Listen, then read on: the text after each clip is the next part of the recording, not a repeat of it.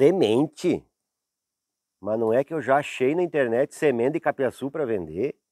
Só falta achar semente de curumim também. Olá, gente! Hoje, primeiro capítulo então da série que a gente vai desvendar segredinhos, pequenos segredos que nós temos sobre o curumim. Nós vamos hoje entender um pouquinho como é que ele é, né, a fisiologia do pé, e entender como é que a gente prepara a muda, para quem vai preparar a muda. Porque hoje é um capim que a gente normalmente ganha do amigo, compra, tá, às vezes de outro produtor rural, ou compra também e ela vai vir pronta, tá? Mas para quem vai produzir, eu vou explicar também.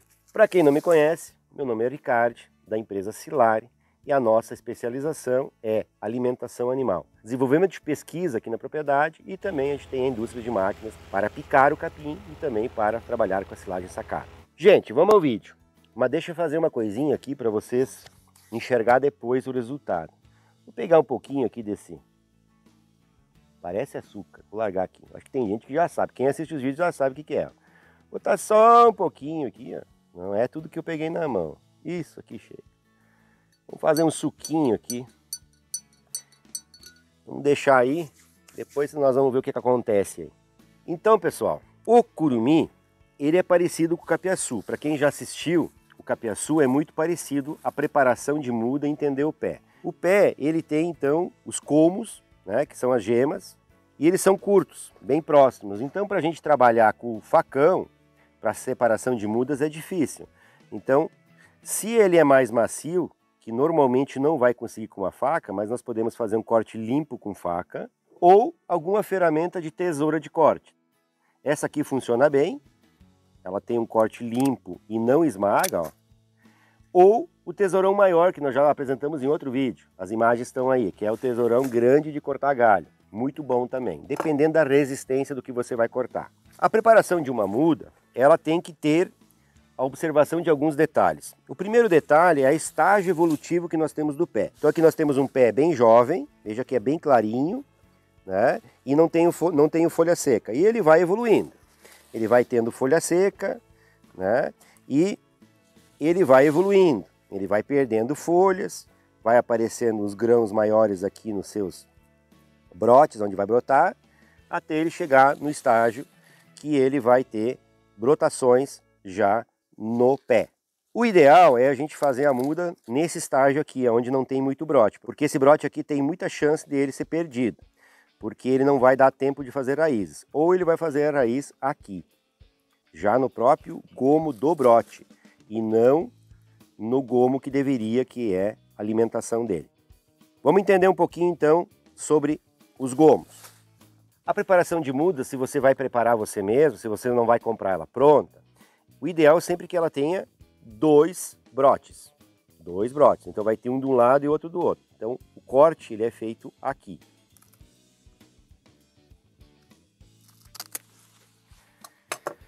Quando você vai plantar, você tem que entender como funciona o colmo, né? A gema. Tá? Essa aqui está danificada embaixo, mas ela tem condições de nascer igual.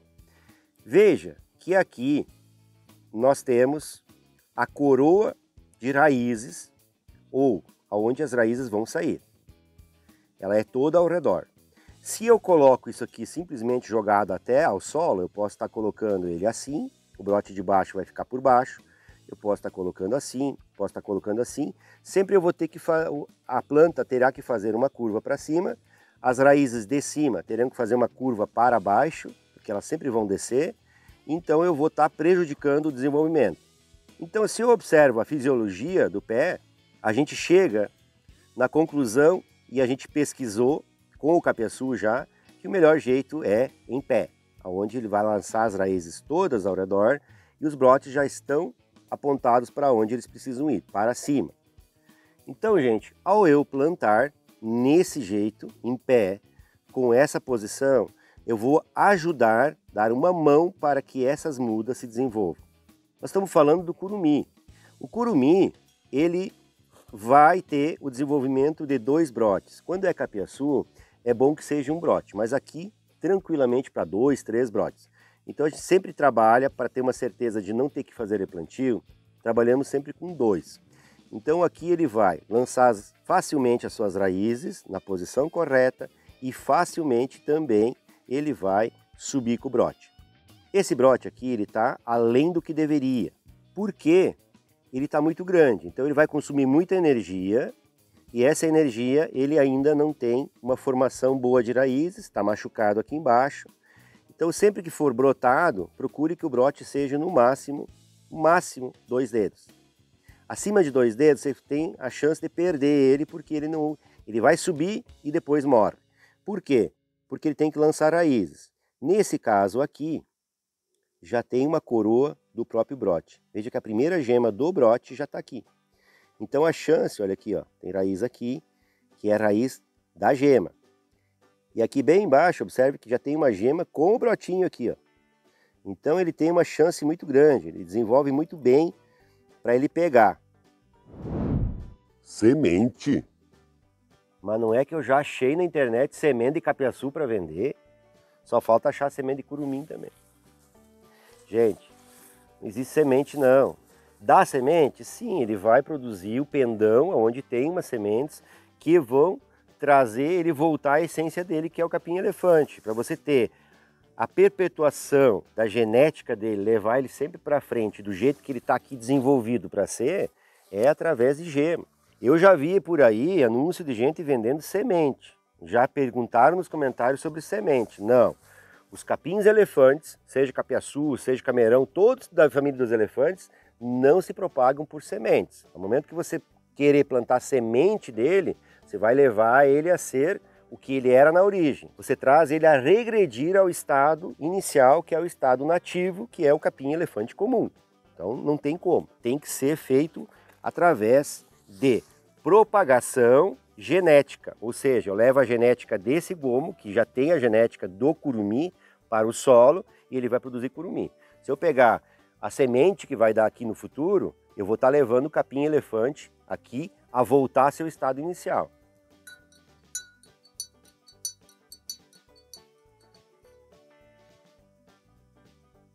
Mas meu suco não está ficando bom. Deixa aí, vamos ver o que vai acontecer com esse suco aqui.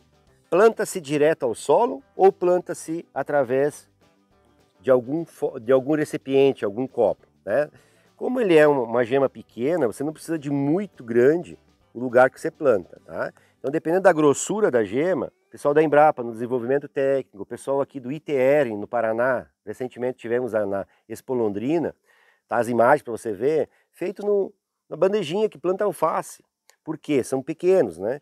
Então o que ele precisa é só botar uma raizinha inicial para você fazer uma colocação dele ao solo, de uma forma que ele já está um pouco evoluído. E quando precisa fazer essa muda? Quando você tem um problema de fazer o controle das regas, né? De irrigar ele. Então você faz ele próximo de você, você vai pegar um ótimo substrato, tem que ser bom, quanto melhor for. Bom é comprar substrato pronto, que já vem com a quantidade certa de nutrientes, fosfatado. E aí você vai plantar ele, aí ele vai gerar, gente, as mudas, e elas vão ficar assim. Vão desenvolver raízes aqui na volta, e essas raízes vão ficar aqui dentro. Não deixar muito tempo para ela não enrolar demais, senão depois ela tem uma dificuldade, o pé para poder expandir. Então, no momento que ele começa a querer enrolar, é o momento de levar para o solo. Para ajudar, gente, nós temos esse salzinho que está do meu lado. Tem gente que já conhece, já falei dele várias vezes, que é o gel de plantio. Esse aqui tem 10 anos que está guardado ali, está meio teimoso e hoje está frio.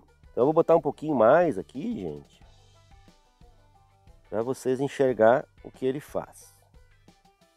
Mas o normal aqui, para um copo, é apenas pontinha do dedo, assim, ó, pouca coisa assim já vai dar para um copo.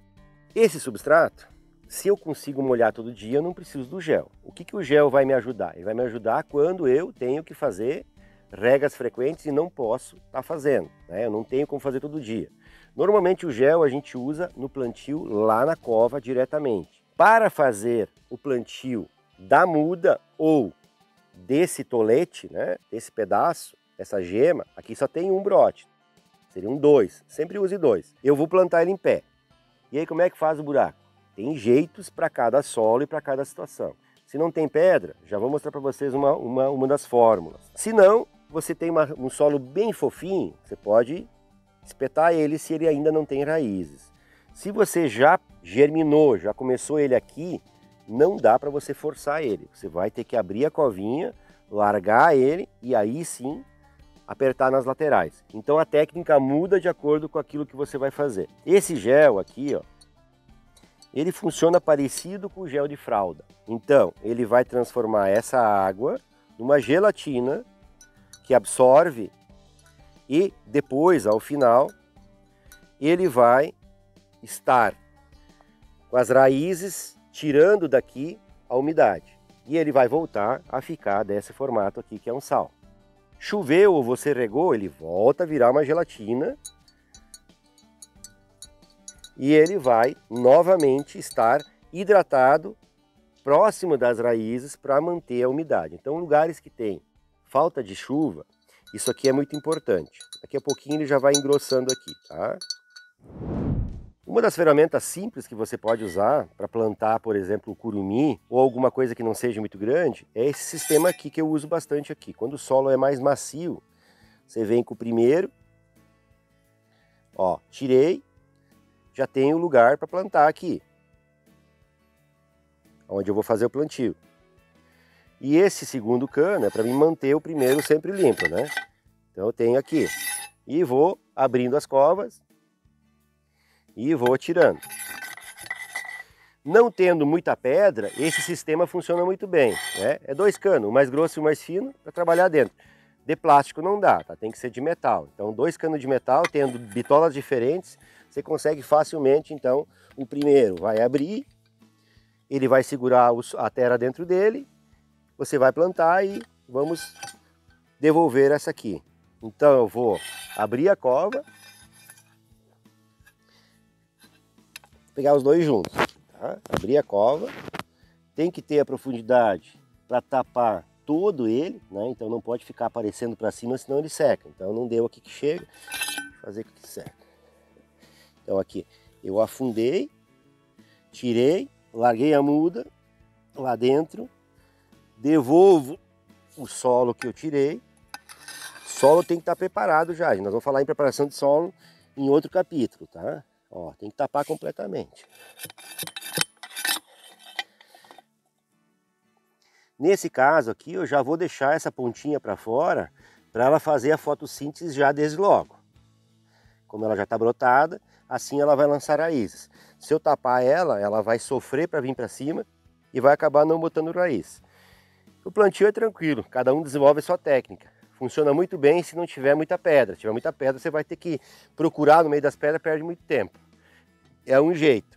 Quando a terra é bem fofa como essa, você pode colocar, se ele não está enraizado ainda, pode colocar ele direto. Então esse método aqui é mais para mudas prontas ou quando o teu solo é de médio, ficando um pouco duro. E aqui, se o solo é mais duro, faça uns dentinhos aqui, ó. Pega a policorte e faz uns dentes aqui. Corta aqui fazendo uns dentes. Outra ferramenta que a gente pode usar, né, como eu falei para vocês, fazer os dentes é que nem essa ferramenta aqui. Essa aqui é uma ferramenta pronta. Ela é feita para plantio. E aí tem o cara que diz, mas vai usar tudo isso aí. Vai você plantar 2.000 mudas. O tempo que você leva na enxada, né? Você vai aqui, ó. Você vai indo. Assim você trabalha com o cano também. Vai você dar rendimento para um plantio se você está com uma enxada. R$40.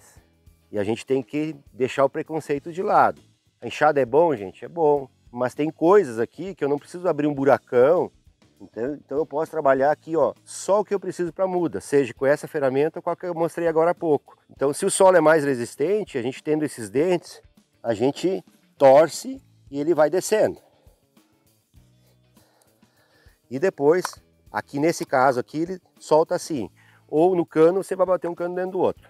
Vamos lá falar mais um pouquinho dele de perto e ver o que aconteceu com aquele copo?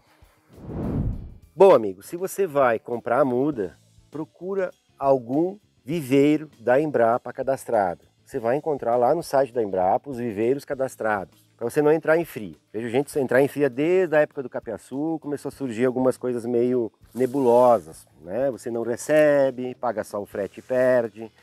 Se você vai preparar, então simples. A melhor ferramenta que eu conheço é essa aqui ou o tesourão grande, que está na imagem. Bem simples, tá? O corte tem que ficar limpo, você não pode estar esmagando a muda. Ó.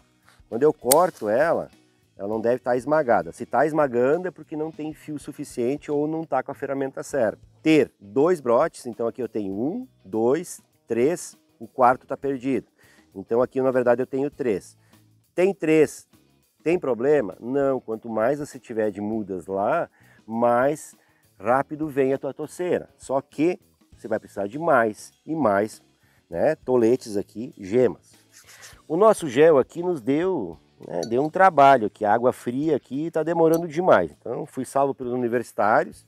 Aqui, vocês vejam que aqui tem a consistência já que fica quase no finalzinho, como fica. Ó. Ela fica uma gelatina, aqui, um gel de verdade. Ó. Isso aqui não é a água, então não estraga a raiz, e sim ela vai tirar a umidade daqui, fazendo voltar a ficar o salzinho. Ó, aqui embaixo tá. Deixa eu pegar aqui. Ó. Ela fica até mais consistente que isso aqui. Esse gel, esse produto, ele vai absorver. Para cada quilo de sal, vai absorver 200 litros de água. Então a gente prepara essa solução já, nesse estágio que ele está já em gel, e você vai agregar ou junto aqui, com a muda, ou diretamente na cova, embaixo da muda. Então toda vez que chover ou que for regado, ele vai ficar hidratado dessa forma. Depois ele aos poucos vai virando esse formato aqui, parecendo um açúcar cristal. Esse é o gel de plantio, hidrogel. Você vai encontrar hoje no Mercado Livre, encontrar em agropecuárias facilmente. Gente, o plantio desse cultivar é comum, bem tranquilo. Para quem já sabe, né, esse aqui é um vídeo para quem está começando, para quem ainda não tem uma ideia de como é que funciona o plantio por gemas, né, ou comos, como é o nome científico. Então é bem tranquilo quanto a isso, importante sempre, como eu já repito de novo, manter o brote para cima e também cuidar para não estragar as raízes que vão estar aqui para quem já fez no copinho. Gente, na semana que vem nós vamos seguir com o plantio, nós vamos plantar ao vivo para vocês, né? E também vamos começar a tratar um pouco do assunto do solo, porque ele precisa de bastante nutrição. Então é importante a gente entender um pouco da nutrição. A gente vai avançando, nós temos plantios aqui mais velhos, temos plantios médios aqui, nós temos todo o material agora para a gente avançar passo a passo para você entender como esse cultivar maravilhoso pode ser importante para a tua propriedade. Bom para cavalo, bom para pato, pode ser para o pato também. Tem gente que me perguntou sobre ovino e caprino. Gente, no canal já tem os ovinos e caprinos aqui da volta sendo alimentados. Maravilhoso, resultado bom. Cavalo sendo alimentado na propriedade aqui de cima. Então, os resultados que a gente já tem dele nos dá certeza de fazer um trabalho científico agora, trazendo para vocês o passo a passo aqui de entender do plantio até a colheita. Certo, gente? Até semana que vem.